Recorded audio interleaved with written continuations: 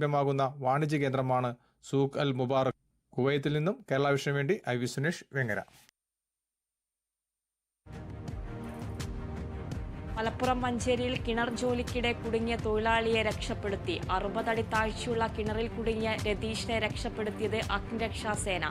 രക്ഷിക്കാൻ ശ്രമിക്കുന്നതിനിടെ ഒപ്പമുണ്ടായിരുന്ന തൊഴിലാളി ഷിഹാബിന് പരിക്കേറ്റു.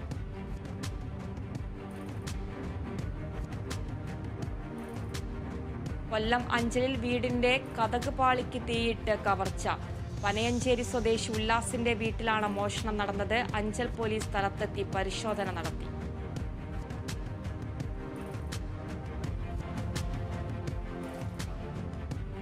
മലപ്പുറത്ത് വ്യാപാരി വ്യവസായി ഏകോപന സമിതിയുടെ വാർത്താ സമ്മേളനം. വളാഞ്ചേരി പട്ടണത്തിലെ വികസനങ്ങൾക്ക് അനുകൂല നിലപാടുകളാണ് കൈക്കൊണ്ടിട്ടുള്ളതെന്ന് ഭാരവാഹികൾ.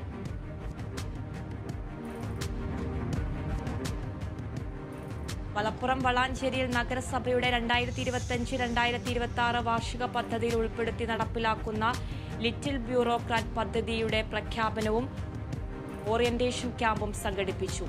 IAS, IPS, IFS ലക്ഷ്യത്തിലേക്കുള്ള ആദ്യ ചുവടുവയ്പായാണ് ലിറ്റിൽ ബ്യൂറോക്രാറ്റ് പദ്ധതി.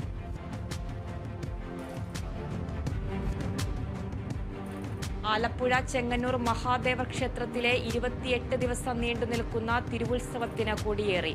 ക്ഷേത്രം തന്ത്രി താഴമൺ മഠം കണ്ഠരര് മഹേഷ് മോഹനരുടെ കാർമ്മികത്വത്തിൽ കൊടിയേറ്റ് നടന്നു.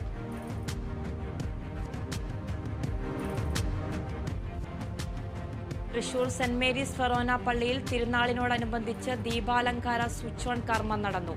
തൃശൂർ അതിരൂപത chancellor father Dominic Thalakkodan switch on നിർവഹിച്ചു.